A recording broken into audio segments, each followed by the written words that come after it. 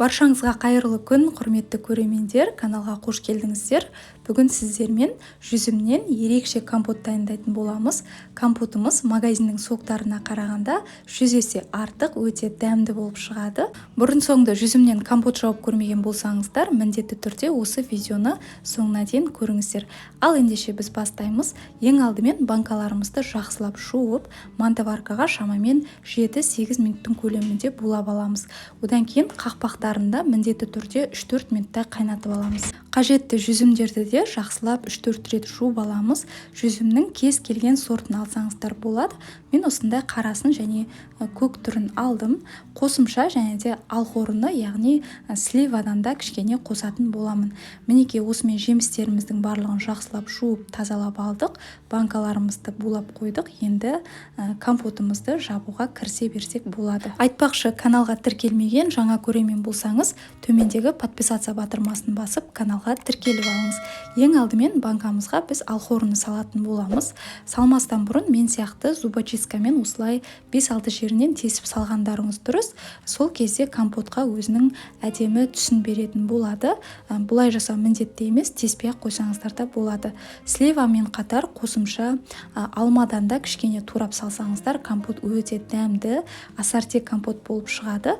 Мінекей осылай 2 литрлік банкаларымызға мен 8 штук, яғни 8 дана сливадан салып шықтым.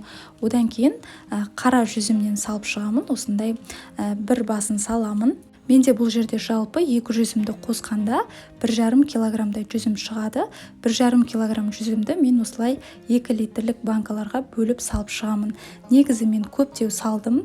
Өздеріңіз қалауларыңыз бойынша аздау салсаңыздар да болады. Мінекей осылайша біз банкамызға бірінші кешмеш жүзімді салып алдық.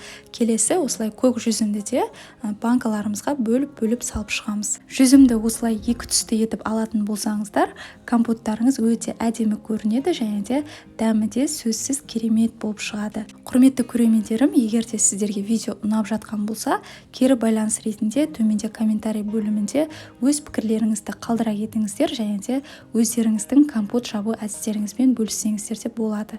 Енді жүзімдерді салып алғаннан кейін үстінен сақырлап қайнап тұрған ыстық суымызды құямыз. Суымыз міндетті түрде қайнап тұрған болу керек, суып қалған болмауы керек.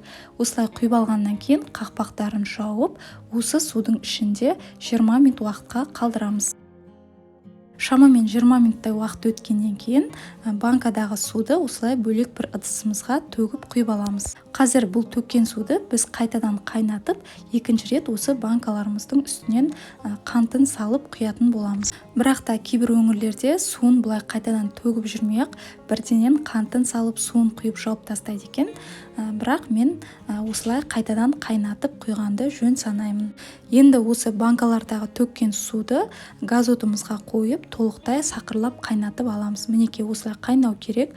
Енді біз қантын саламыз. Әрбір 2 литрлік банканың ішіне біз 200 граммнан қант салып шығамыз. 3 литрлік банка болса 300 грамм қант саласыздар.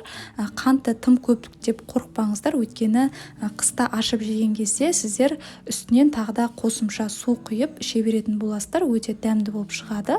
Қантын салып алғаннан кейін біз жаңағы қайтадан қайнатқан суын осылай банкаларымызға толтырып құйып шығамыз. Енді банканың бойын суытып алмай, тез-тез қақпақтарын жауып бекітіп тастаймыз. Арнайы банка жабатын құрылғының көмегімен қақпақтарын бұрап жауып алыңыздар. Ал осындай бұрандалы болатын болса, ауа кіріп кетпегеніне көз жеткізіп, жақсылап жауып шығыңыздар.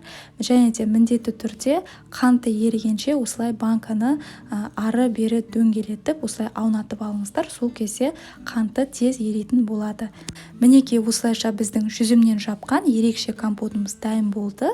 Қақпақтарын бекітіп алғаннан кейін міндетті түрде осылай төңкеріп қойып, үстін қалың матамен немесе қалың көрпемен жауып, толықтай суығанша 1-2 тәулікке қалдырыңыздар. Міндетті түрде жауып көріңіздер, сіздерге ұнайды деген сенімдемін. Видео рецепт сіздерге пайдалы болған болса, ұнаған болса, каналға подписаться батырмасын басып, тіркеліп, лайк басып, комментарий бөлімінде пікіріңізді қалдыруды ұмытпаңыз. Каналымнан басқа да осындай керемет банка жабу түрлерін және де бір жасағаннан ақ шығатын қазақша түрлі рецепттерді көре аласыз. Каналға тіркеліп қоюды ұмытпаңыз.